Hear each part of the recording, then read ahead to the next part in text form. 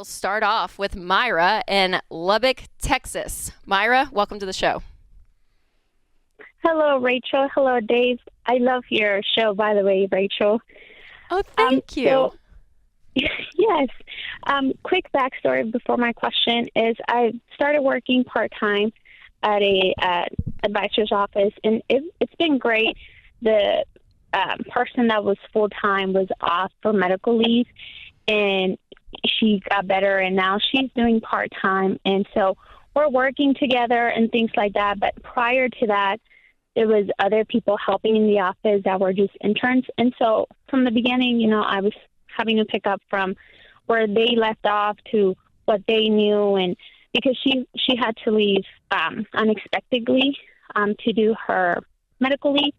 And so point is, I just picked up where everybody left off, and I was doing my best, trying my best and things like that. But now that she's come back, it's been very difficult because she could be very aggressive with her words, and she doesn't use the tone of voice that she uses with me.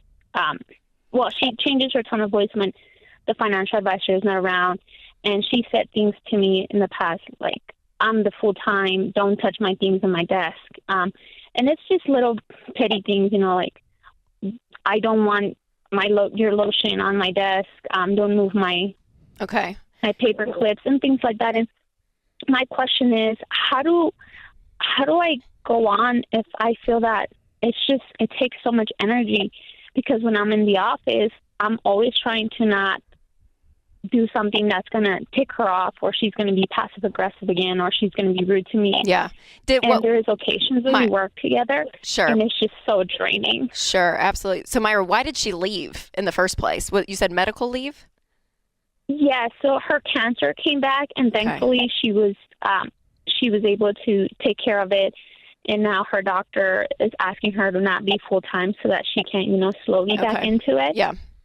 She is older, and she has like no filter and things like that, which I'm young and I am not as good as I wish I was. Myra, have you confronted her at all? Have you sat down and confronts? That's kind of a strong word, but have you asked questions to her of, hey, do you realize kind of how you're coming off? Is everything okay? How are you doing? Because we find here, at Ramsey, we have almost 1,200 team members. So working on interpersonal relationship is something I feel like we do on a daily basis. And usually you find that people who are hurting can tend to hurt people, right? That saying, hurt people, hurt people. So there's a part of me thinks that there's probably a level of her that's stressed, freaked out, fearful of her own story and kind of what's going on. And it's coming out on you, which is not okay. But have you talked to her about it at all? I have not said it the way you said it. And I think the way you're asking me to approach it makes sense. I have talked to the FA, and I have told him the situation, and he's told me, she's really hard to work with, and other people have told me, just she's a little territorial and things like that. And so it never gave me the impression that she was acting this way because of the current situation. It's giving me more the impression that that's just the way she is. And this lady, Myra, this lady's scared. And she's been scared a long time. And all this crap is to cover over her fear. She's afraid for her job. She's afraid for her health. She sees you as a threat. And so the good news is you're just a sweet lady. And I think if you'll just look at her as someone who's scared, put a little different picture when you see her instead of the big old mean lady that's rough and tough and hard to work with. Instead, look at her as a little child who's afraid. And how would you treat someone that was afraid? With pity and with kindness, and you'd help them, and how can I serve you? What can I do for you? And she'll calm down eventually. And if she doesn't, it's just a part-time job. Go get another one. It's not worth working with jerks. That's the other thing. So, leave. It ain't that big a deal. But in other words, don't let yourself be subjected to a toxic situation because you refuse to walk out the door on a part-time job. So just say, sayonara, out of here, baby. Done. But if you want to try to work on the personal idea of it, which is why you called, I think you just treat her with unbelievable levels of kindness and just because I'll guarantee you this lady's really afraid. She's afraid for her job. She thinks they're gonna kick her out because she was hard to work with before, and then she had a cancer problem, so she's unreliable. And she's afraid they're gonna put her on the street, and you're gonna take her job if you look too good. So, how can I help you? You've been through so much. Man, I just want to support you. You're kind of a legend around here, because she is. Legend maybe not the way you want to be a legend, but she's kind of a legend. It's a true statement nonetheless. But I wonder too, even after, how the workplace has changed so much since COVID, dealing with people now via technology, there's not that in-person connection as much anymore within companies. I mean, obviously, Myra, it sounds like it is for you. But you talk about this a lot in Entree Leadership, though, of how to deal with these situations, that it's not going around, obviously, and talking and bashing her to other people. So the fact you went up, Myra, was good to your leader, I think was a smart move. But also to have the ability to sit down with someone that you work with, especially if it's for a long period of time, you guys have history, and it sounds like you guys are pretty hand in hand with what you do. Getting that, it is key, because it's exhausting. Like if you go to work and you don't like the person you're with all the time, that's a reason to dread work. So it's a reason to even think about. I would give it a couple of weeks of just killing her with kindness, and if you can't get anywhere, and if you continue to have just an abusive situation, I would just go leave. Just go get another job. It's not worth it. Yeah. And you talk to leadership, and their answer was a lame-o, horrible answer from leadership. Well, she's always kind of been that way, which means we're scared of her too. Oh my God, So we don't have anybody like that I answer that about. You get to work somewhere else if you're going to be a bud around here. Because we don't do that. But you can have a bad day, you can have a bad week, but you don't get to just have the reputation of being hard to work with. The grouch. That's silly. Andrea is with us in Tampa, Florida. Hi, Andrea. How are you? Hi, Dave. I'm great. Thank you for taking my call. Sure. What's up? So my husband and I went through FPU about 2 years ago, and we are on baby step 6, and we're having a little disagreement over something he wants to purchase. So we figured you'd be the tiebreaker. I'll get my striped shirt and whistle out. I'll be the referee. Awesome. Thank you. So our household income is about $120 from our regular, jobs that we do. He just started a side business, which is basically doing online marketing. And right now he's making about $4,300 a month with it. So wow. It's Profit? doing really well. Profit? Yeah, his expenses are very minimal, so it's probably at least $3,500 a month in profit. Wow, yeah. Excellent. Yeah, it's doing well, but it's still a really new business. He's only been doing it for about 2 months, and he has right now 3 clients, and he's hoping to get a few more. But he's very excited about this and wants to purchase a fairly expensive $1,500 piece of exercise equipment. Out of the business, and I'm just nervous because it's still a new business, and I'd rather we kind of just save up and plan for it the way we do with everything else in our normal household budget. But just wanted to get your thoughts. Okay. Well, he's not really buying it for the business or out of the business. It's out of your household income, which now has an extra $8,000 in it from 2 months of work. Correct. Okay. So let's just pretend he was at work and he got a bonus for $8,000. Maybe it was a one-time bonus. Okay. Just for the fun of it. That's like your worst-case scenario, meaning he's already made $8,000 on the online business, 2 months of $4,000, right? Yes. Okay. And so if he never made another dime, it would be like he got a nice bonus at work, $8,000 check. And out of that check, he wanted to buy a $1,500 piece of equipment. Would that be bad? I don't know. I guess I would just rather. I'm just excited about paying off the house. Okay, now that's a fair argument. Okay, all right. Because you get a bonus in, and we say, do we want to? We can change how the money came in, but we got some extra money, is what it amounts to. And you want to throw it at the house, and he wants to buy this piece of equipment. Yes. Okay. And how much is the balance on your home?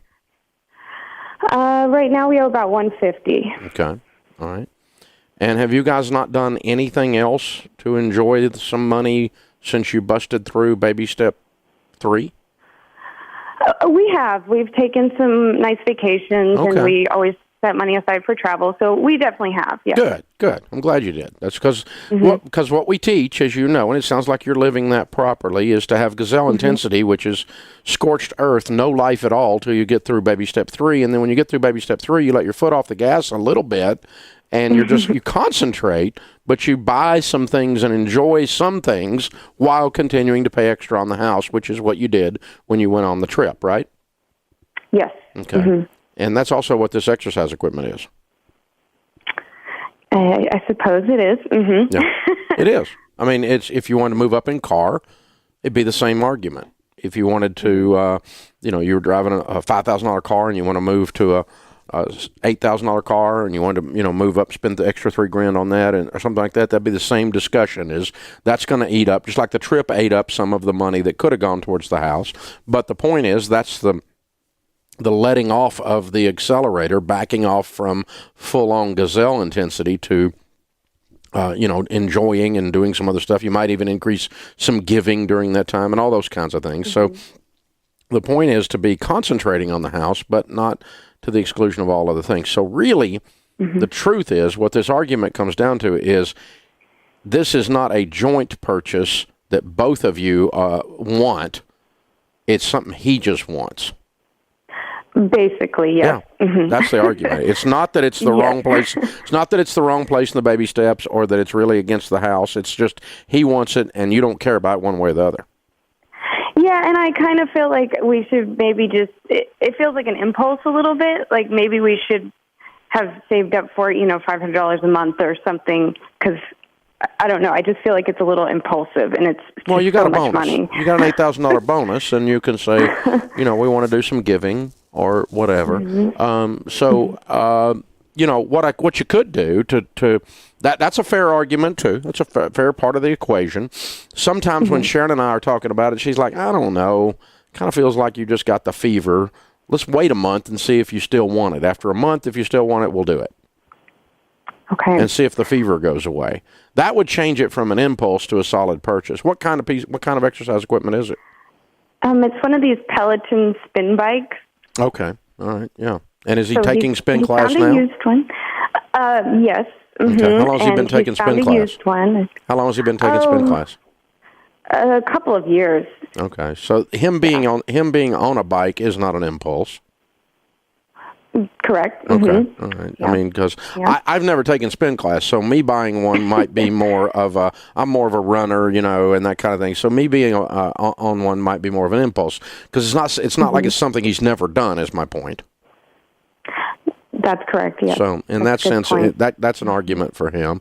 So, I might shop around, try to figure out where we can pick one up used at one of the sports consignment stores or Craigslist or something like that. Is there a place to find one, a really nice one but slightly used that somebody's using to hang their clothes on instead of actually ride and that kind of stuff? And, let's take a month and see if he cools off on it. If after a month we find a bargain or he still wants it, I'd probably do it. He wins. Okay. Well, thanks, Dave. He's going to be really happy to hear that. But do you see kind of how I got there? I do. It makes sense, yes. Yeah, there's nothing in here about you guys being irresponsible. And the reason I walked all the way through that is it's a good exercise all for our listeners, too, to just think through at that baby step where you're trying to pay on the house. Okay, when do we not pay on the house, and when do we pay on the house? Because if all you do is buy stuff, you'll never pay on the house, and that's your point. But I don't think you guys are out of control. The fact that you're having this discussion is proof that you are in control. So that's pretty cool. I think you're going to get the house paid off pretty quick, by the way. And I think it's going to be due to his business exploding, because I got a feeling this $40,000 is going to turn into $80,000.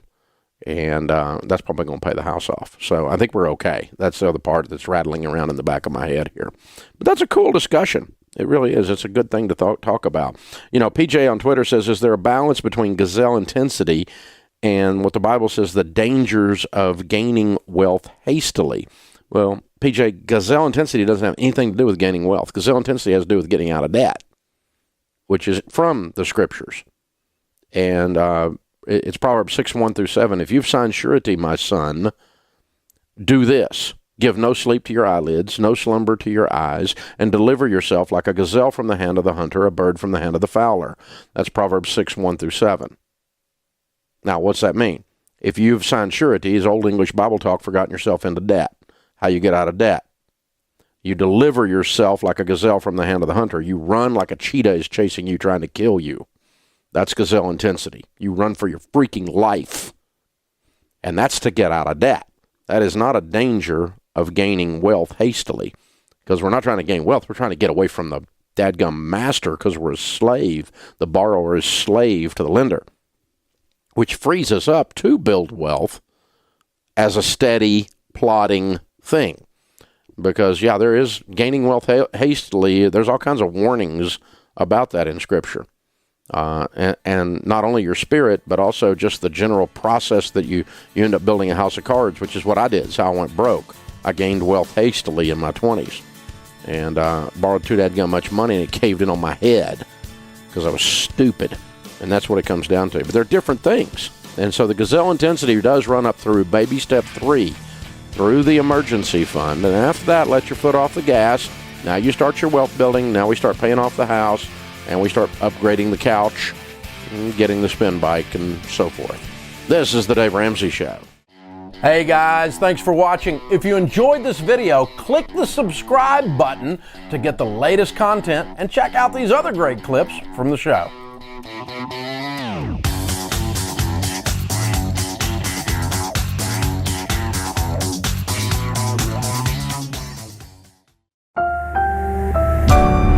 Brought to you by the EveryDollar app. Start budgeting for free today. I'm 30. I am in about 102 to be exact, K in debt. And I decided to not renew my lease last summer. I converted my car. So I'm living in my car full time.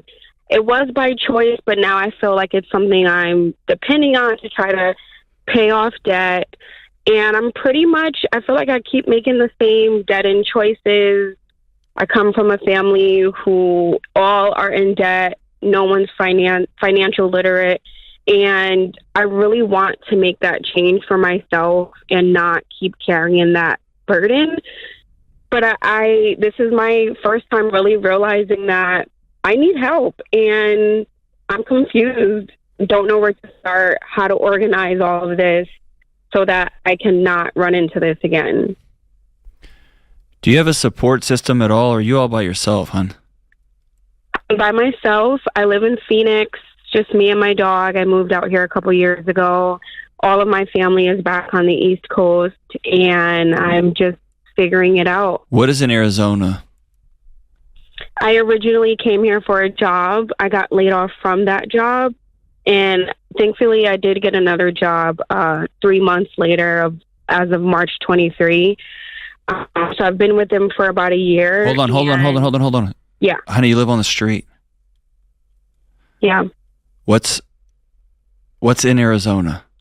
This is not a life for, like, if you're my sister, if you're my friend, I don't want this for you. What's in Arizona?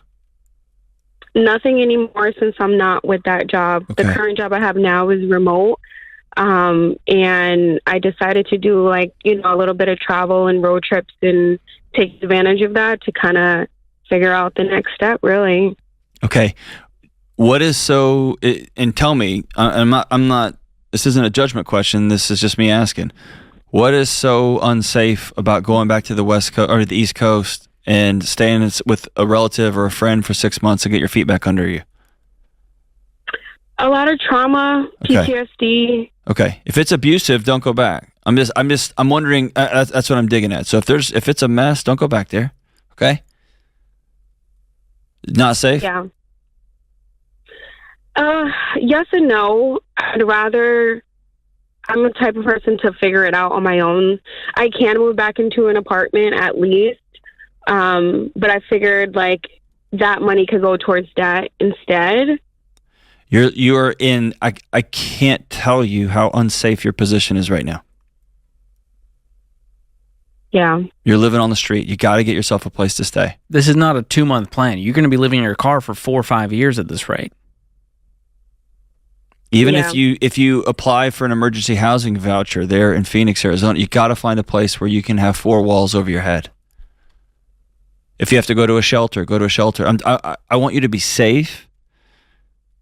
And the thought of my daughter spending the night month after month in a car on the side of the road in Phoenix, Arizona, when it's about to be 118 degrees every day, it's untenable. I can't even, my heart stops thinking about that.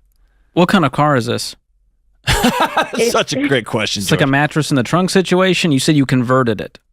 Yeah, no, I converted the whole thing. It's a Kia Soul, and I was around the country. I was exploring. I actually did get like a house sitting gig for the summer while I'm here, so that I'm not in the heat. And then I was gonna head back to the coast of California to continue like to travel. Right and now is not our time to explore. eat, pray, love, and travel. That's a distraction from facing your real life. Yeah. And we need to clean up this debt before we go on another road trip. That means you're going to have to get some stability and get yourself a full-time job and 2 part-time jobs and pay this stuff off. And maybe you get, a few good gals and you have a few roommates. You don't have to keep doing this on your own. So how much money do you make? $44 a year with my full-time job, and I've done some Ubering on the side, so that probably brings in about 15 to 20. Okay. Well, Phoenix just moved all their Ubers to autonomous, didn't they? Or I'm not sure. A big chunk of them? I do the Uber Eats. I don't do the pickup people. Yeah. Okay. So you're making about $60K, and you have $100K in debt. What kind of debt is all this? 38 is for a student loan. Another 47 is another student loan. 17 is car, and the rest is credit card. Okay. What was your degree in? Communications, broadcast journalism, And what are you doing for work right now? HR. Okay. Would you want to be doing something closer to your field? Yes. I think it's possible. I think you took whatever job was there, which is totally fine, but I want you to move into something that you're really passionate about, because that's going to end up increasing your income over time and going to help you pay off this debt. Because right now, how much money can you throw at the debt every month between the payments and the extra? Maybe $1,000 or $2,000 a month. Have you done the math on That's that? 10 years, not including interest. $1,000 a month is 100 months for you to become debt free. Yeah, I should be definitely That's a bad throwing plan. way more. We need to be Yeah. throwing more like $2 or $3K a month. Okay. That's $33,000 a year. You're done in 3 years max. So that's where we need to figure out how to get that margin. If that means you move back with some family or friends, or you get 3 roommates, you do that. But we can't keep living in this car. Is the car loan on this Kia? Yes. I'm guessing you're underwater on this car. I doubt you're going to be able to sell it after you converted it like that. Very much underwater. Well, you're going to debt snowball all of this and pay off the smallest balance to largest. That means splitting up all the student loans, splitting up the credit cards, and paying off the smallest one first. And if you're gonna keep living a nomadic life, pick a place that's cheaper so you can get an apartment. Phoenix is incredibly expensive for somebody making $40,000 just trying to trying to find 2 pennies to rub together. Move to Kansas, move to Nebraska, move to somewhere that's cheaper to live. Yeah. And listen to me, idea. you cannot outrun this debt. You can't pretend it never happened, and you can't just wanderlust it away. At some point, it's going to come for you. And my fear is you're not going to listen to a thing George and I say, and you're going to look up in 5 years, and that $100,000 is going to be $175,000 with penalties and late fees. And they'll garnish your wages. They will come get their money. You're going to have to just stop and grow up and have a hard couple of years. And then you're going to be free. Yeah. And then if you want to drive around the country, drive around the country. I'm all for it, man. I'm a dreamer too, but man, you got to cut these chains. I was going to send you a book, but you don't have an address right now. So instead, hang on the line. I'm going to get your email, and we'll send you the digital versions of Breaking Free from Broke, the ebook and the audiobook. I hope it helps you get out of this cycle. But you're going to break it. You're going to break the generational chains. Debt is not in the DNA. We checked. Create your free every dollar budget today, the simplest way to budget for your life. Brought to you by the Every Dollar app. Start budgeting for free today. So, I guess a little bit of background. My wife and I are in our early 30s. We have a young, growing family. And in the last year, we purchased her family home for my mother-in-law. Some things kind of changed in our lives recently and decided we needed to move home and spend some more time with her. We are currently, I'm going to say, in between steps 6 and 7. So home is paid off. We've been basically banking everything else. We're in a position where if we're the going to have home is paid off, you're in 7. Yes. Well, so the reason I say it that way, we know we're going to have to do some pretty serious renovations to the house to make it work for us long term. It's on, a decent amount of land. It's in a good school district. We see our family growing there, but there's going to be significant, changes that need to be made to support our family long term. And I'm wondering, is a HELOC the right way to do that? I kind of went into the renovation process with the mindset of we do a little bit at a time and just kind of pick away, room by room and talking to the general contractor, the changes that we're going to have to make, that's not really possible to do it that way. So it's kind of an all or nothing kind of thing, I think, in their minds. And it's, they're not paying the bill. That's true. Yep. If they won't pay the bill, they get an opinion on that. I understand that they have a structural concern or the approach to the construction, but they're not taking into consideration your family. So what is your household income? Last year, low 200s. Okay, and so what's this project, if we looked at it in total, going to cost?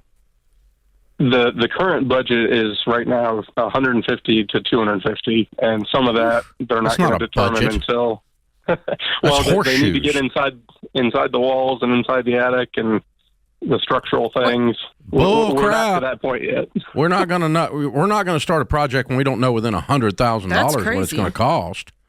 Okay. You don't have a contractor. You got a guy who wants some money. No, we're going to have this dialed in detail as to what we're going to get into here. This range, let me tell you what that'll turn into. 350 is what that'll turn into, because this guy's making this crap up as he goes. No, thank you. No. So anyway, all right, let's just pretend it's a $200,000 tight, detailed budget that we know is accurate, as opposed to what you're dealing with now. And let's use that. You make 200. Okay. Then what I'm going to do is I'm going to break the project down into chunks as small as I possibly can, which is what you were trying to do room by room. You may not be able to approach it room by room. You may have to have another angle on it. You may have to say, okay, the first chunk is $75,000 because we got to do this whole whatever, right? Yep. And then the next chunk is 10, and the next chunk is 30, and the next chunk is whatever. And just break it out in chunks, and then you save up and do a chunk at a time. Mm-hmm. And if the first one is a big one, you hold off until you save that much money, making $200K. Yep. Okay. I'm not going in debt to do it. Why would you need to? Yep. You make plenty of money, and you're going to be there anyway, so you can do this over time. What are they telling? Is there a danger? Like, is there a? It's inconvenience. I think it's a convenience thing. I think there's some load-bearing walls that, really to do it, I think it's going to be the first big chunk. They're going to do all that together. And then I think there are some separate smaller chunks they can break it into. Yeah. I'd tell the guy you're either getting paid or you're not. Yeah, so you're either getting paid a little by little or nothing at all. What's this house worth? Not counting the land. So that's a harder question. Probably $250 maybe. The house is worth $250 and you're going to pay $250 to repair it? That's the, yep. Wow. and that goes back to the emotional element of it being a childhood home, and it's on a decent amount of land and would be hard to replicate for that price elsewhere too. I'm hearing it's a bad idea. If you don't have a good architect and you guys don't really spend a bunch of time thinking this through, you're going to build overbuild? No, you're going to build a horrible property because you're trying to take something that was not designed to be a $400,000 property and turn it into that. And so it's going to feel like what we call a country house, where you just add rooms and move walls around, and every time another kid's born, we add another room to it or something, and that's country built's what we used to call it anyway. It doesn't mean that if you build a house in the country, you're doing it wrong. That's not the point. If you're doing it this way, it's wrong. I'm afraid this is such a massive renovation ratio-wise that what you're trying to pull off is very hard to do. Let me say it that way. It's very hard to end up with a great end product that is a reasonable thing when you spend as much on it as it's worth. It's almost easy. It's from a tactical standpoint, not a financial standpoint, it's easier to push it down and build something else. A lot easier than try to take this clay pot that's already been through the kill and reshape it. Right? That's what it's very difficult to do what you're doing. Minor, if you told me you were going to spend $50,000 or $60,000 on a $250,000 house, you can do that. You can do a lot of stuff for that. That's a different thing. But you're talking about basically rebuilding this whole house, and you could really end up with a piece of crap. I feel like there's a way that he could do that and still salvage parts of it and use that for the rebuild. But I'm saying you really need to think. You need an architect to lay this out so that when you're done, you don't build something that looks like a pretzel. It doesn't look like old lady in the shoe or something. Yeah. And because that's what this kind of stuff, it evolves into a grotesque thing that all because of the emotion of it being a childhood home, and you made a bad decision. So it can be done, and I'm not telling you not to do it, John. I'm saying you got to really back up from this. You got to have a good, solid, detailed, accurate budget that you're going to hold everybody accountable to. We've got to break it into parts that we can cash flow, and we really need a good floor plan, engineering plan, wiring and plumbing plan that we end up with that looks like somebody thought it through. Instead of like, well, we need an extra bedroom. Blump. Yeah. That's jeez, man. It's a mess. So, you really, what you're trying to do is very hard to do for somebody who's never done it before, and not end up with a mess. Yeah, it's very hard to do. Be very careful, sir. Get every T crossed, every I dotted, everything thought through before you raise a hammer toward a wall, and everything dialed in. Because if you don't, you're going to end up in a financial mess with a bad product and something that takes years and years and years to accomplish and shouldn't. And then when you're done, you don't have a good thing. Yeah, it's very scary. Very scary. I mean, it honestly is a lot easier to build a house from the dirt. A whole lot easier, and end up with a great product than it is to do even a 40% or 20% rehab, much less 100% rehab. Yeah, it's just got to feel tough because he's already paid it off. He's paid it off, and then he's like demolishing the thing. yeah. But I mean, a lot of people do tear downs to get the lot. That's true. And obviously, we're not going to get to tear this one down because it's childhood home. Yeah. And all the emotion, he brought that up 3 times. So obviously, we're not bulldozing it. But wow, tough. You can do it, but you really need to lean in on the details. You need to be project manager extraordinaire. Create your free every dollar budget today, the simplest way to budget for your life.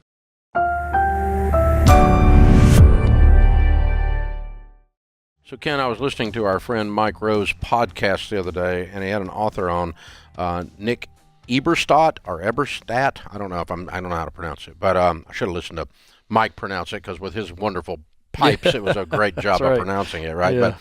But Mike has been sounding the same alarm that you and I have been sounding, particularly you, that we have what you were saying at the break is a social crisis evolving, and it's showing up in the unemployment numbers when we properly measure them. Now, this economist is a mathematician that did this book, How Things Work. was I guess that's Mike's podcast. I don't see the name of his book off the top of my head. Somebody handed it to me the other day at an event I was believe at. it's Men at Work, if I'm not mistaken, something along those lines. But the essence of their discussion that you and I have been having a similar discussion is this shift in the workplace right now that we've got a large number of jobs available and no one applying for them. There's a shortage of labor for the first time in post-World War II America. We've never seen this in modern America. And the reason there's a shortage is not because the jobs are so plentiful. It's because there are, according to this article from Fox News, quoting Micro and quoting this economist, there are now 7 million able-bodied males between 25 and 40 years old that are able to work and are not even looking for work. Yeah, it's correct, and it's staggering. And so the point here is that what's going on? This is causing massive economic problems. Before we look at the social, very quick glance here. When you have a gap in the jobs like we've had now for the last 2 years, then you've got real small businesses being hurt by this. Think about the restaurants in your small town. They can't find people to work, and it's affecting their livelihood. Then the other economic factor is, of course, we saw and we still see a war for talent. And so wages have gone up tremendously in the last 2 years, which has now led to a stubborn inflationary period that we are in. Now, that's the economic piece. The social piece, what's crazy about this is that you've got 6.8 million people that last month, according to the latest jobs report and the Census Bureau, 100 million Americans weren't working last month. Now, half of them 100 million. That's 100 not million. right. 100 million. But half were working. No, hold on. No, we don't have 100 million unemployed. There's only 300 million in the whole stinking Didn't say country. they were unemployed. I'm saying just not working, period. I'm just breaking the numbers down for you. Oh, yeah, like toddlers. Half are retired. Okay. Okay. All right. Another 12% are dealing with some type of long-term illness, or disability. Okay. And then 5.6 million people saying, I don't want to go back to work because they're scared of COVID. And then the number is right at 7 million that are saying, I don't want to work. And those are the men. So the social factor that's going on here is you've got two factors. One, you've had decades and decades of entitlements. Starts with welfare. And then if you look at during COVID, where people were getting payments every week, every month, all right, so that's an entitlement where they're disincentivized to actually go back to work. And then, Dave, I think the fact that for decades we've literally taken the pain away from our kids. We've removed the struggle. And I don't say this with jest, but I think when you look at things like everybody gets a trophy for participation, and nobody learns the sting of failure.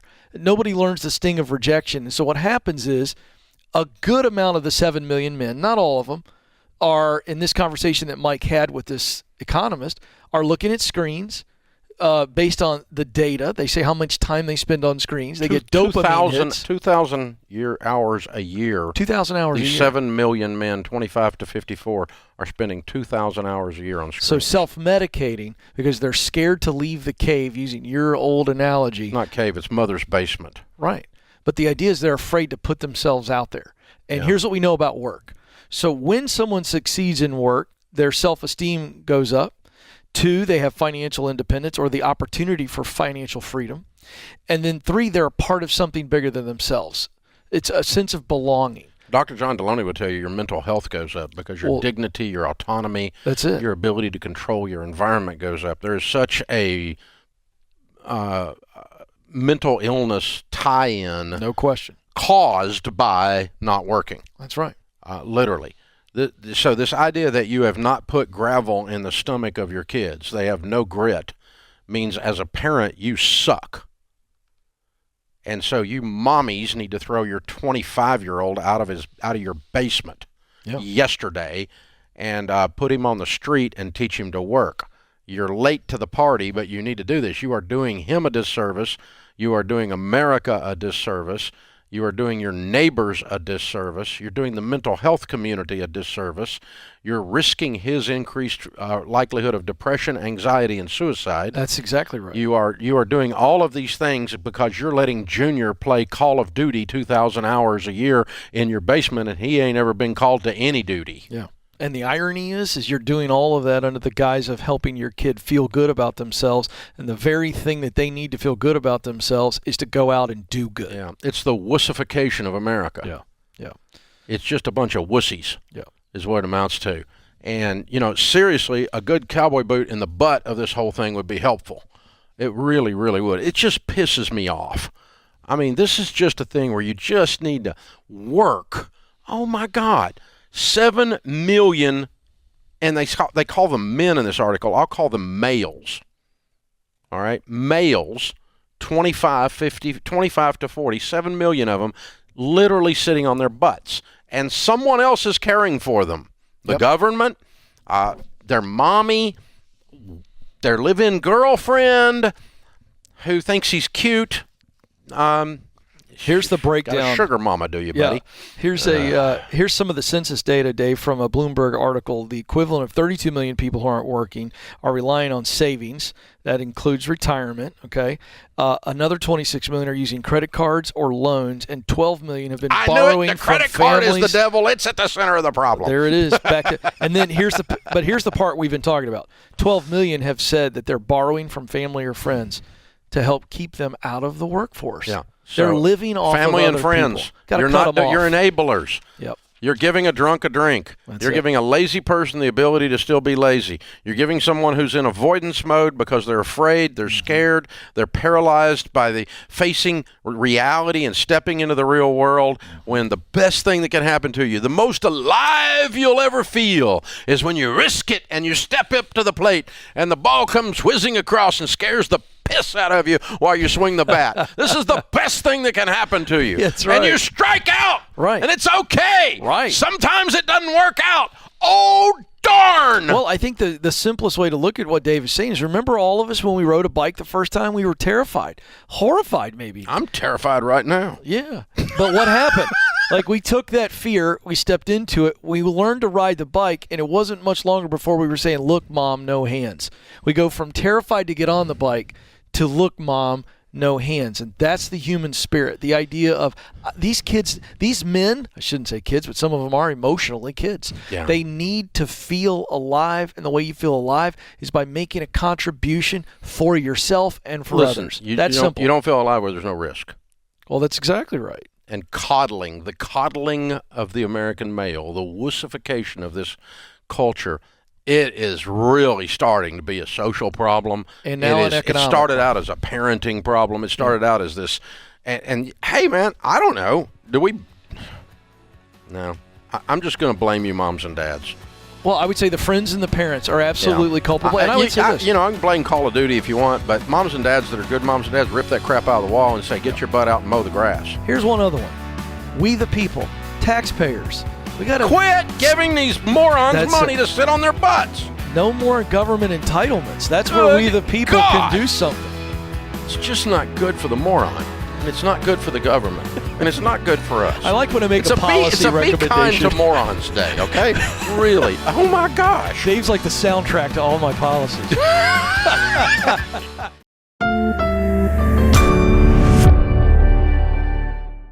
Hey, I want to circle back for a second because kids' activities, John, is one of the things that is a budget buster in our world.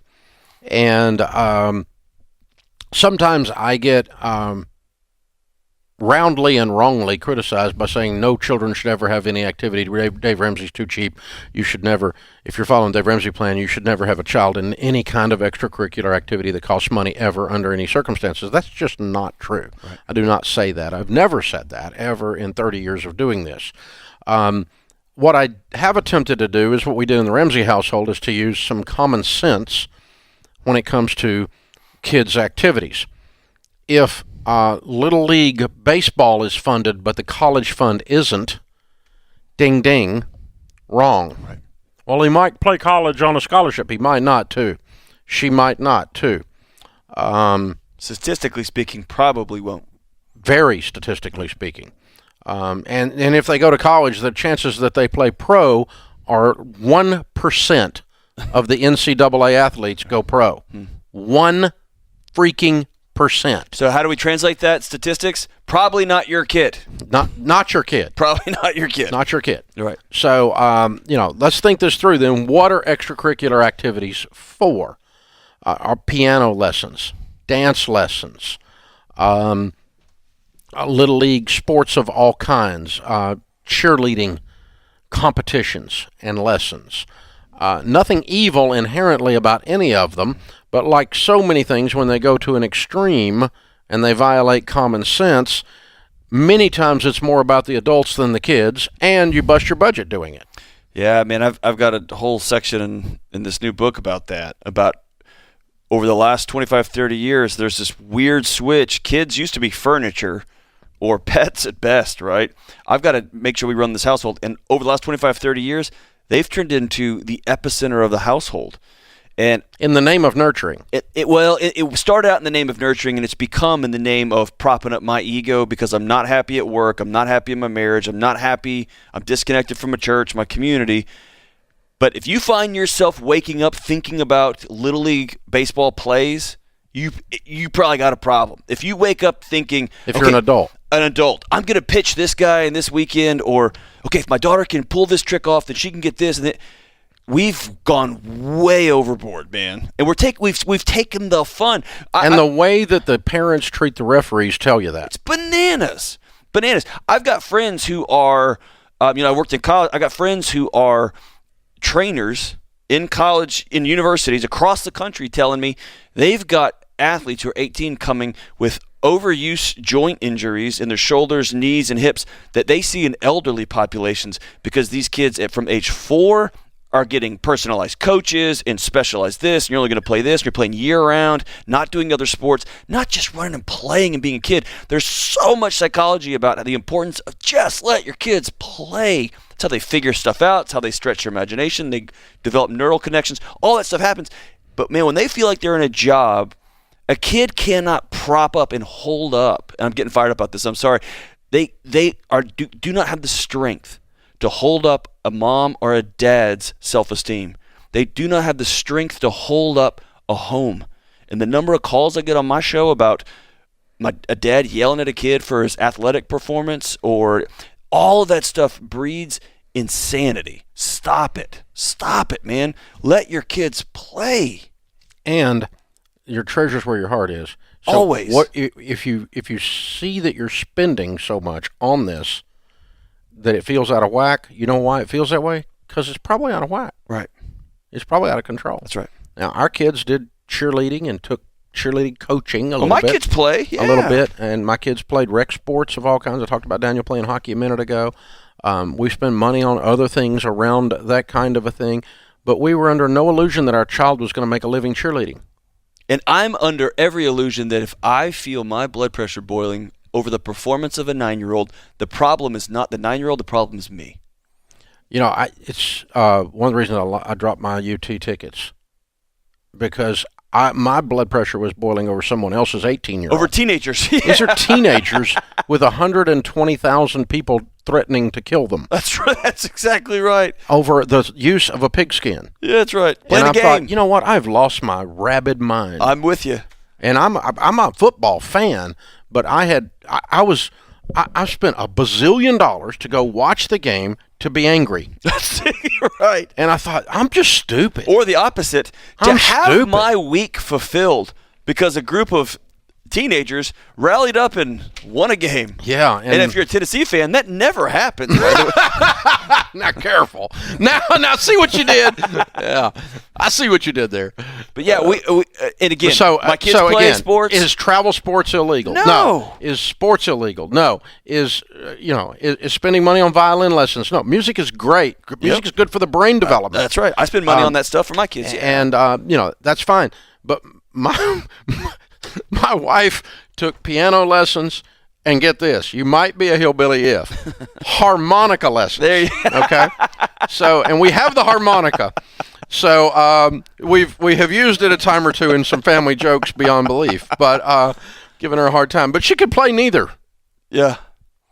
Now, neither. But she can deal with you, and I think all the lessons she got growing up all came together for a purpose. God doesn't waste anything, Dave. Nothing wasted in God's economy.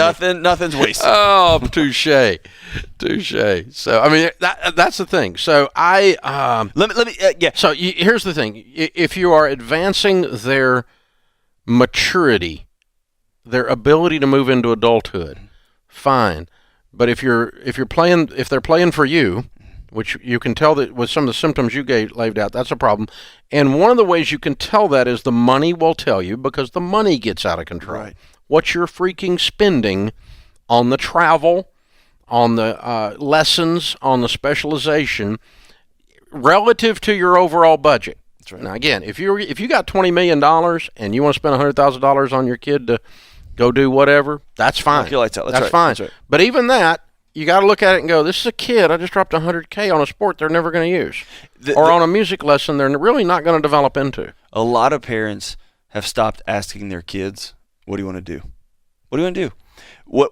One of my worst parenting moments that has become one of my favorite, I would come home, I was exhausted when I was a dean of students, I would plop on the couch and I would watch the Astros game.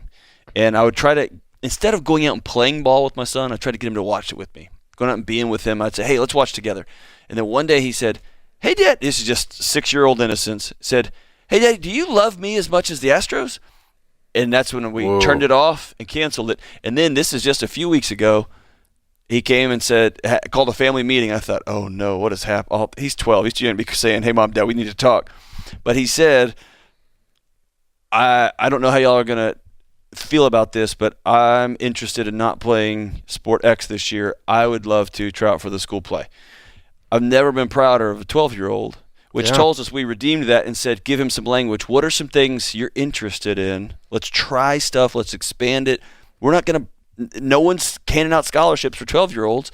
Let's let these kids go back to playing, and let's let us do the hard work of getting our identity in other places, man. I wish it was not true, but they are giving out scholarships for 12 years. They probably, but they shouldn't be. That's right. Yeah, we're getting there. But the thing is this, guys, you need to money in your life, where you're putting it, and the ratios on where you're putting it will speak to you as a symptom of an underlying problem. And where you feel anger is also a symptom. It's of an underlying problem. That's right. It's a signal. Yeah. Or great fear or anxiety. That's right. Also, same thing. Brought to you by CHM, a biblically based alternative to health insurance. Learn more at chministries.org/budget. In 2012, my dad passed away suddenly from cancer. I'm sorry. And he didn't have a very concise will put together. He had, directives. When he died, he was taking care of his mother, who was suffering from dementia and Alzheimer's. 6 months after he died, she died. And that left everything that was supposed to go to kids and grandkids and cousins kind of up in the air. And then eventually everything was in my aunt's name. How? So, yeah. So how? Now how did it end up in her name? Probate? She was deciding that? No probate. No probate. Somehow we skated by probate. Nobody was arguing about anything. My aunt happened to be the last surviving child, and it just went everything into my aunt's name because my dad's will was not in good shape. But my grandmother's was, but she died after my dad, so nothing went to him. So I am in a position now to where I'm the only person who has a steady job out of my siblings. And I'm trying to get my siblings and my cousins together because my aunt's husband is also dead. So it's just my aunt. And she's kind of going into a little bit of a mental decline. My siblings are okay. Everybody knows who's supposed to get what. From the aunt? My cousins, yeah, from the aunt. Because she's okay with everybody getting what they were supposed to get in the beginning. Oh, okay. The cousins, nobody's arguing about anything that they're supposed to get. But she's not put it down in a will. And there's no judge involved. Correct. Okay. So what we've got, this is the biggest struggle is my aunt's 2 children. The only bicker is over her own personal effects that she had and her husband had. Not about the properties, nothing that anything my grandmother had. Okay. They're fighting over those things, and it's making it difficult for any of the rest of us to get a regular will set up. Okay. Well, what's the value of all this all stuff? Of this, if you had to guess? Okay, so I'm collecting rent on 2 homes. There's no mortgages. Everything's paid for. There's no mortgages. I'm collecting rent on 2 together. They're about $375. And those are to become yours? Yeah. Okay. All right. If I were in your shoes, have you sat down in person and talked to your aunt and asked her to do a will? Yes, I have. And what did she say? She is reluctant to go along with it unless her 2 kids agree on what is supposed to be divided that was my aunt's and her husband's. Do either of her kids have, you said she's got mental decline, do either of them have like power of attorney, or is that on track to start at any point? Okay. Are the two houses that you have, are they in your name or your aunt's name? Everything's in the aunt's name. You're going to lose those. Okay. If your aunt does not leave them to you or deed them to you prior to your death, you're going to lose them because you do not have any standing in this family anymore. She has confiscated all the assets into her name. Her assets, if there is no will go to her children. You're going to lose these houses. And that's my struggle. No, you are. I mean, there's not a question if you don't get this done. This is a $400,000 problem for you and your brother and your sister. So if I'm you and your brother and your sister, I'm going to grab my cousins and put them in a headlock and go, all right, you twerps, we need to get this straightened out because I'm not letting you take these houses. Y'all need to get over there with your mama and get this written down. That's what we're struggling to do. Do you have any suggestions and how to speak to them in such a manner? Because headlocks won't work. They're a bunch of hillbillies. So yeah, we all are actually. But you know how that goes. I mean, I just sit down with them and go, okay, do you think it's fair that I lose these properties because you won't sit down with your mom and get this other stuff worked out? I don't think that's fair. Okay. And the other thing you could do is you could go to your aunt and ask her to quit claim deed the properties to you. Okay, so if that was to occur, would there be some sort of net gain tax? Oh yeah. She'll have a gift tax on them. Well, she could actually, but she could avoid it by doing a unified estate tax planning document. But it's easier to just do a will. Okay. But I can, there's a thing. Write this down: unified estate tax. Okay. If the estate tax is still in place, and the GOP is currently looking at doing away with it on the federal level, but if that's still in place, you can use up some of her estate tax exemptions against her gift tax. So she would not have gift tax if she files that document. But I've got a feeling this bunch of people doesn't file documents. They just kind of make up whatever they want to do and think it works. So, and that's how it's been. Yeah, that's their problem, though. They have the gift tax, not you. So I'm going to go over there and say, Auntie, here's two quitclaim deeds. I need you to sign these so the properties are in my name. Okay. That's the easiest, cleanest thing you can do here. And your brothers and sisters do the same thing. Because I'm afraid, because otherwise this is going to go to your kids, and that's not fair. I need you to sign them right now. I'm not getting up from this table until you sign these. Because they were supposed to go to my dad, and they're supposed to go to me, and you know that. And I need you to sign these and put these properties in my name. That's a one-page document, a quit-claim deed. Go see an attorney, have that drawn up for each property, and then have a notary notarize them, and then you file them at the courthouse, and the property is then in your name. It's over. Now, she technically would be due gift tax on that, and she can avoid that within 12 months of her signing that over to you if she files under the Unified Estate Tax Credit program. But I got a feeling this lady's not doing any of that. She doesn't. This is a lady. She's never had a job. Yeah, I know. I can tell. She's raised kids. I mean, that's work too. I mean, yeah, no, I don't mean that. She's not got any level of financial sophistication. Not at all. Yeah, and so I'm like, yeah, and so you got to roll over there, and otherwise you're going to lose $400,000. That's the problem here, folks. In America, everybody needs a will. Hello, everybody needs a will. If you got a simple estate, go to mamabearlegalforms.com.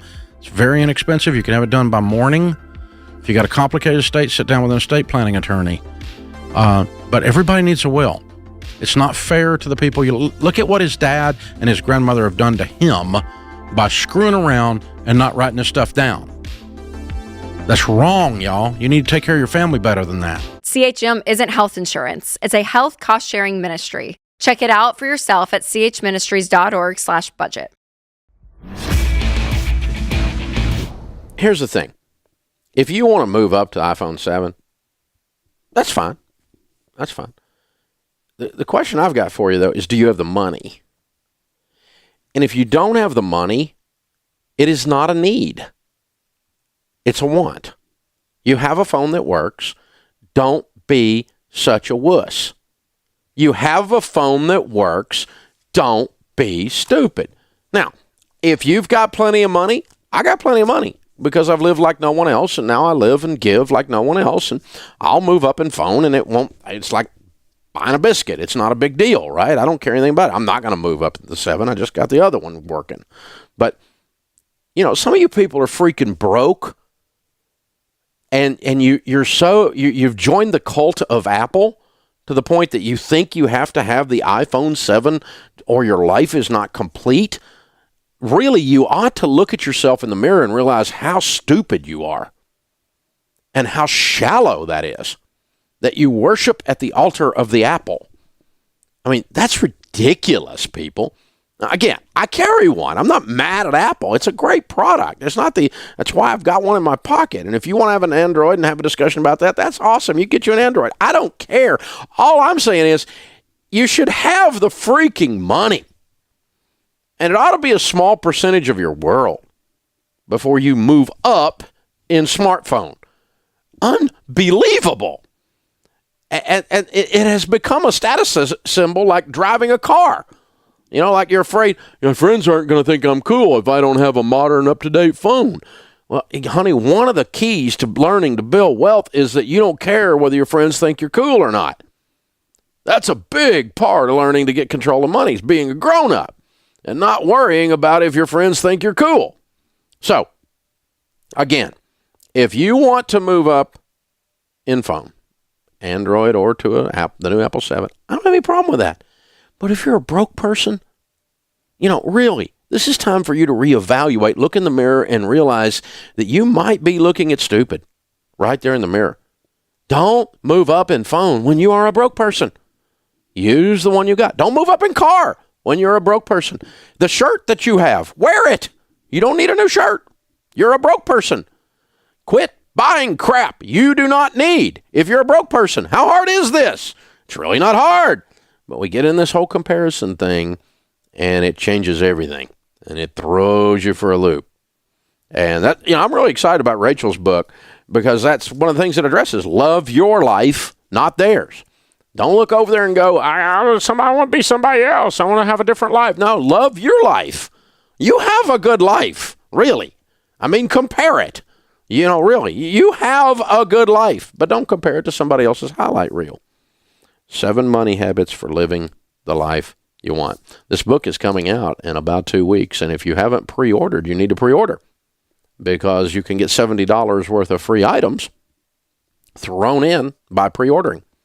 If you get the book before October 3rd, the day it hits the streets, if you go to DaveRamsey.com and get the book there, or RachelCruz.com and get the book there, we're going to throw in the ebook of Love Your Life, Not Theirs, the digital audio book of Love Your Life, Not Theirs. We're going to throw in a video talk of Rachel doing the Love Your Life, Not Theirs talk at the SMART conference, and we're going to give you an ebook copy of our #1 New York Times best-selling book that Rachel and I did together, Smart Money, Smart Kids for teaching your kids how to handle money. So buy the book for $20, pre-purchase it anywhere, then go to our website with your proof of purchase, and we will honor all $70 worth of goodies if you do it prior to October the 3rd. And, of course, you can just go to DaveRamsey.com or RachelCruz.com, and we'll automatically have you fill out the form so we can send you all this stuff and get all this free stuff with it. It's $70 worth of stuff. It's a good deal. The new book is called Love Your Life, Not Theirs, The 7 Money Habits for Living the Life You Want Now. And that's what you should do. This is The Dave Ramsey Show. Hey guys, thanks for watching. If you enjoyed this video, click the subscribe button to get the latest content and check out these other great clips from the show. You can do this. You know, that really is the message. Whether you've got $270,000 in student loan debt or $27,000, whether you've got a $50,000 income or a $500,000 income.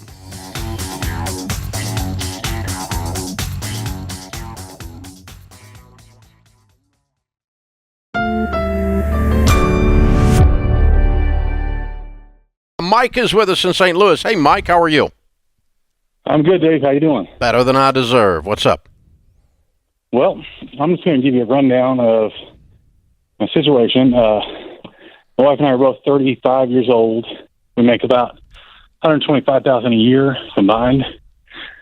We both have great jobs, a very stable income. We no other debt, thanks to you.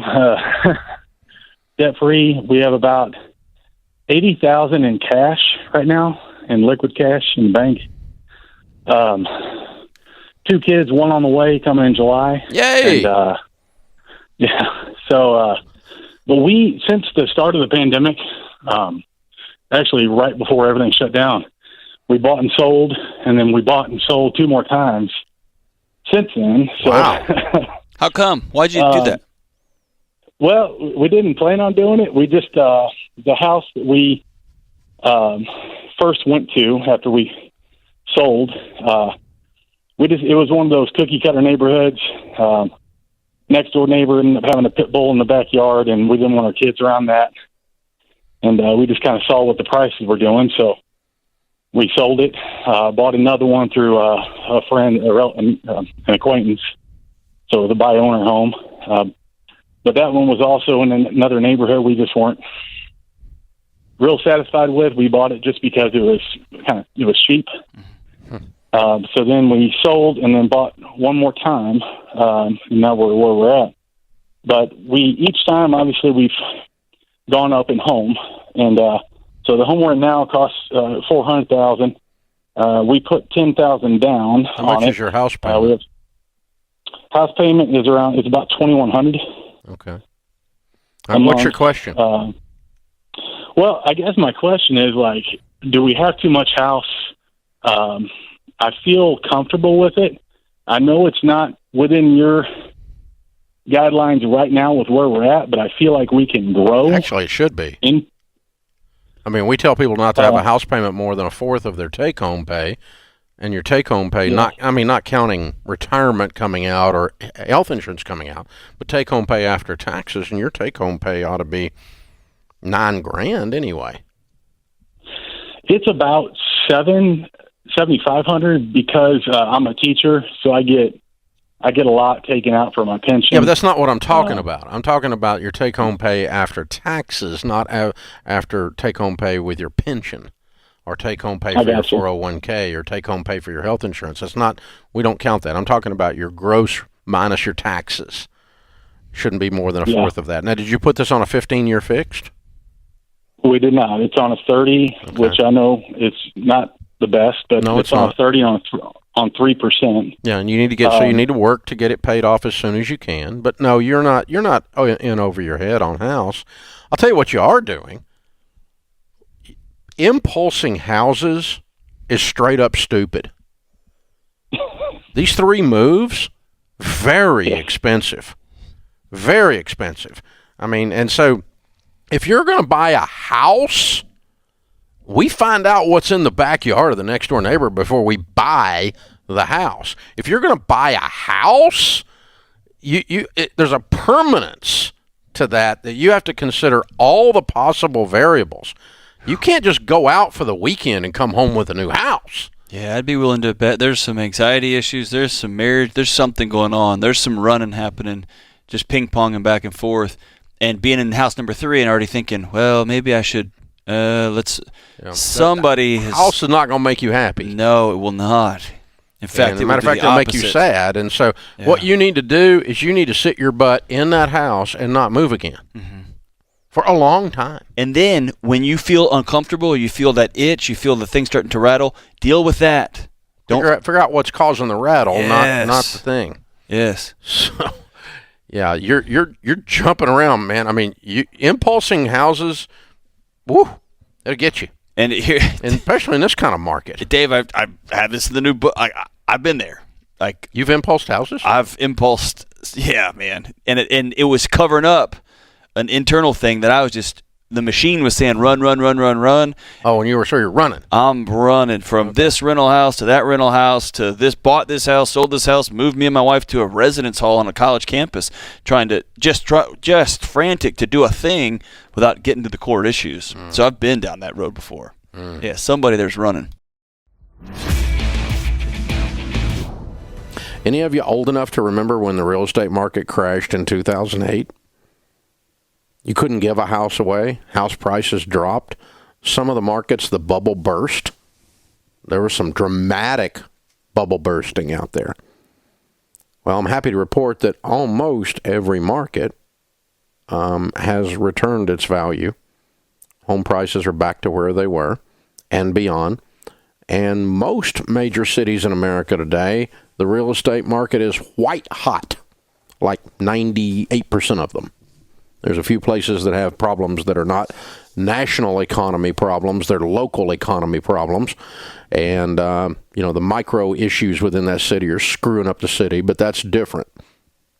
Most neighborhoods in most cities right now are white hot. You put a house on the market, you get multiple bids by the weekend. Most of the time right now you've got that. And that is driving prices up, of course, because anytime you've got, it's a simple supply-demand economics lesson from the 7th grade, if you had 7th grade econ, if there's such a thing anymore.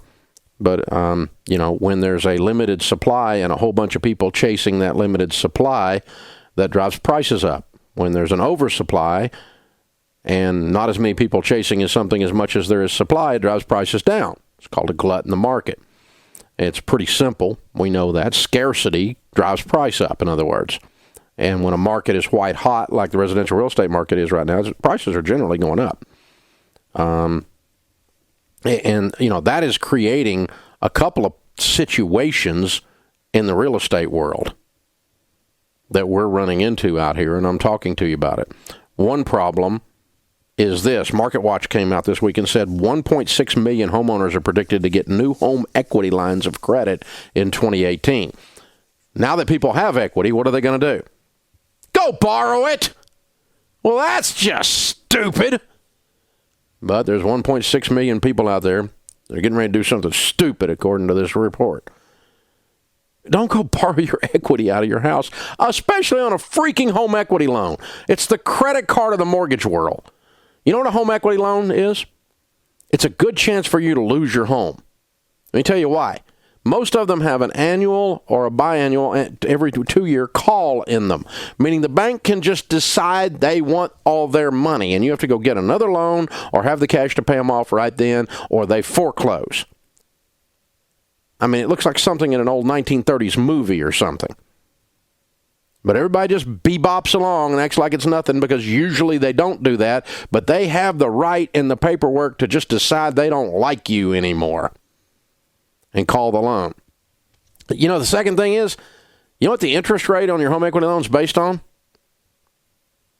Your banker's mood. It's not tied to any index. It's not tied to any national publishing. It's somewhat controlled by competition. But, when they change, they just change it. It's completely variable, and it's variable based on, I think we can get a little more out of George this week. Let's just raise it. And they just raise them. Or they might lower them, but not very often. And so you are setting yourself up in a piece of crap loan with a call and a variable rate that is based on the banker's whim. That's just dumber than a rock. That's just dumber. You are asking for trouble. And then when things turn down, you're going to go, oh, well, I didn't think that was stupid. Because, hey, when things are going really good, stupid gets covered up. Stupid can look smart when things are good. But like Warren Buffett says, when the tide goes out, you can tell who was skinny dipping. When things go down, this home equity loan is going to be, oh, I had no idea. Well, where were you in 2008? I mean, were you not born yet? Seriously. How did you have no idea? You didn't even look at it. All you cared about was, I wanted a new kitchen. Princess, come on. Shut up. Stupid butt stuff. Don't do that. Don't do that. Don't borrow this equity out. You're supposed to be building wealth in the ownership of your home, not constantly borrowing it out to buy crap. And that's what your home equity. I'm going to move my credit card debt over there. I paid off my credit card debt with a home equity loan. See, that statement right there is the dumbest thing I ever heard. Here's why it's dumb. You didn't pay off your credit card debt. You moved it onto your mortgage. So you go to the steakhouse and eat a steak. Talk about buying a depreciating asset on debt. Put that on a credit card. And then when you can't pay the credit card, you roll it over to a home equity loan. Then when you can't pay the home equity loan, you put it in your refinance on your new 30-year mortgage. So now you've financed a freaking steak over 30 years. This is stupid on steroids. And this is what people do regularly. This is a problem, folks. It's a problem. Every time things get good, people get lazy. Financially fat, sassy, and undisciplined and not watching what you're doing. One of the key elements to becoming a millionaire is not borrow on your house. It's get your stinking house paid off. It's one of the key elements of becoming a millionaire. All the data points show us that. This isn't stuff I made up. Don't go borrow on your home equity loan. And, oh, by the way, some of you that have been thinking about selling your house, I don't know what you're waiting on. I can't, you're supposed to buy low and sell high. It's high. It's high. If you were ever going to sell a house, right now is the time to sell it. Right now. This minute. Jump online at DaveRamsey.com, click on ELP for real estate, get you one of these high-octane, high-protein real estate agents, and get the sign in the yard. I can do it myself because I'll just get multiple offers. Yeah, there's a good way to lose an extra 3%, and 3% of $200,000 is known as $6,000 because you don't know what the flip you're doing, and you hire a professional to work on your teeth, you hire a professional to do your will, you hire a professional to do your taxes and work on your car, but you're going to sell your largest asset by yourself. That's stupid. Don't do that. A monkey can sell a house in this market, but that doesn't mean they did it right. Don't hire a monkey. Don't hire a real estate agent that's been in the business for 20 minutes because they're your relative. My Aunt Jessie just got her license. That's a good way to screw stuff up right there. Stay away from Aunt Jessie till she figures out how to, like these doctors, my practice. It's because you're practicing still. Yeah, don't get somebody still practicing. Get a professional that's getting it done, that knows what they're doing. Somebody sells 3 houses a year and sold 10 houses in their lifetime doesn't need to be selling your largest house, your largest asset. And this is the time to do it, baby. So put it on the market, max it out, get the most you can get for it. This is a really good time to sell a house. If you're thinking about moving, I've always wanted to, well, do it. What are you waiting on? Don't wait till things get bad. This is the time. White Hot on Fire. Get you a White Hot on Fire real estate ELP at DaveRamsey.com. Get somebody who knows what they're doing, that sells 50, 60, 80, 100 houses a year, knows what the flip they're doing, maximize the asset, and for God's sakes, don't go take out a home equity loan on this stupid thing. Hope that's helpful, because I don't like to be unclear. This is the Dave Ramsey Show.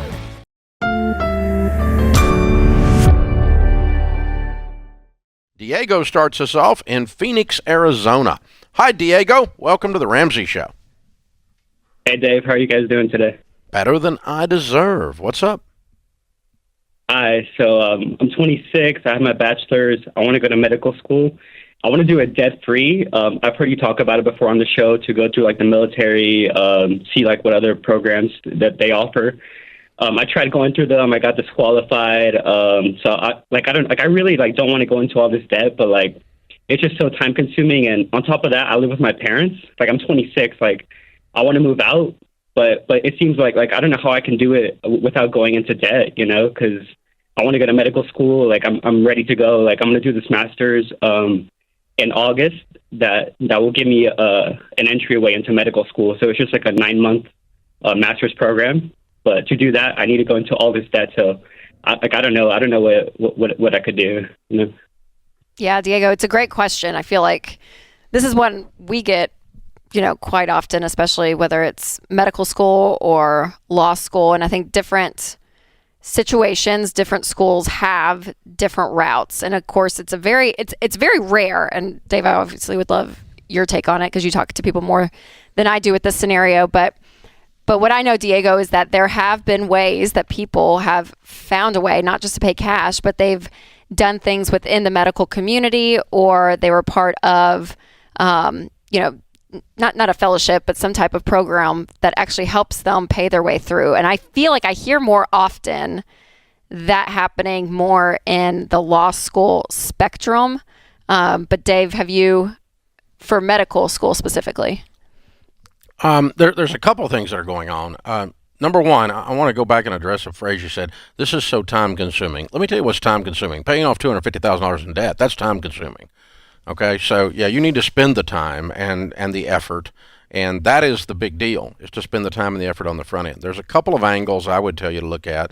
One is where you get accepted to medical school is very, very important in the equation. Because medical school is not unlike other forms of higher education in that some of that is 4 and 5x what the other one costs. And so, there is the cheaper version. And by the way, I don't remember ever asking a doctor where he went to school. I just asked him if he could fix that broken thing on me. That's all I wanted to know. And so, and if he convinced me he could, then we're there. I never really asked for credentials. Did you go to, a big-time med school or a little-known med school? I didn't ask. Now, obviously, you can learn some things in some places you can't learn at other places and those sorts of things. But anyway, so school selection, just like it is in undergrad, is very important. The second thing you can look for is the MD PhD program. The most famous one is over at Duke, but there's several schools around the country that have those, and that's basically where you get on staff at the school and do some teaching, some undergrad teaching, some grad level teaching type stuff, like graduate assistant type teaching. And since you're a staff member, you get free or near free tuition. It's like getting a fellowship, though. It's very rare. It's very hard to get in. 1 in 100, 1 in whatever, get it. The second thing I would do is I would pick up Ramsey personality, Christina Ellis's book, Confessions of a Scholarship Winner. What Christina did was she managed to apply for and get enough scholarships that she got $500,000 in scholarships. What? Yeah, she did. Yeah. That'll pay for your med school, dude. Okay, so you need to do what she did in that sense, because she ended up getting her undergrad and then went to Vanderbilt for her grad, paid cash for all of it, had money left over. And she's on our team now. She's a brand new Ramsey personality, but before she came here, she wrote a book was a bestseller called Confessions of a Scholarship Winner, The Secrets That Helped Me Win $500,000 in free money for college, How You Can Too. So that type of stuff is the type of material you need to be rolling around in all day long. The last thing I will tell you, and again, this is all just needle in a haystack stuff, but dude, all you got to do is find one needle, and you're there. You don't have to. This does not have to be a policy for the United States of America. This is Diego. Just got to do it. Just Diego. That's the only guy's got to do it. All right. So for your sake, anyway. Now, a lot of the large pharmaceutical companies and large hospital companies are desperate to have doctors like them, and that includes future doctors. And so some of them have scholarship or work for hire type programs, meaning that you can talk to a large hospital corporation and promise to work for them in a different setting, maybe at a reduced rate for several years. But you can go to an underserved area, an inner city area, a rural area where they're having trouble getting docs to park, and you go there and serve for 3 years afterwards. You get paid to do that, but in return for making that promise in advance, it's a modern-day indentured servant program. You get free medical school paid for by them. So that's the type of stuff I'm looking for. Is all of that worth it? Well, you've just got to weigh it out. But I can tell you this. Christina talks about she probably made $1,000 an hour applying for scholarships. So, I mean, if she had, 50,000 hours, in the thing, Sure. that'd be $100 an hour, or 5,000 hours would be $1,000 an hour that she got, and she's amazing. Oh yeah, no, Christina's absolutely incredible. I don't know like the scholarships in the medical. Yeah, but these were not tied to anything. She used them for grad. No, she did, but I'm saying for Diego. Yeah. Are they specific? Yeah, like are they specific for medical? I don't know. They're very, again, anything that's graduate level is harder to get than undergrad. Yes. A lot of undergrad out there laying around. And so yeah, you're saying all this is a needle in a haystack, and sure it is, but what I know is even being on this show and talking to people around the country, people have done it. Like they'll come up to me in a book signing line or something. They're like, "Oh yeah, I went to medical school debt free. I did business." Like, how'd you do that? Yes, I always ask because it's some kind of program like this, right? It takes a little bit of that creativity. Like when debt is not an option in your life, and you said, "I'm not," whether it's medical school or credit card debt, you have to find a new way of looking. It's not just this automatic. So it does take some creativity. But this is and not work to go into. It's not getting in the drive-thru and getting a Starbucks. Right. I mean, you're going to have to. This is not cookie cutter. I mean, there's not one on every corner. Right. You're going to have to scratch and claw and dig and turn over rocks until a crawdad runs out. You don't even know what that is, but there you go. I know what a crawdad is. I know he doesn't, but Diego, where's Diego from? Phoenix? Oh, but there's crawdads in Phoenix. You think? I don't know. Is there? In Louisiana, they're crayfish, so I don't know. Brought to you by CHM, a biblically based alternative to health insurance. Learn more at chministries.org/budget. So, my question for you guys today is, how do I manage my husband's finances? He told me 2 weeks ago that he has a gambling addiction, and how do I protect myself? Wow.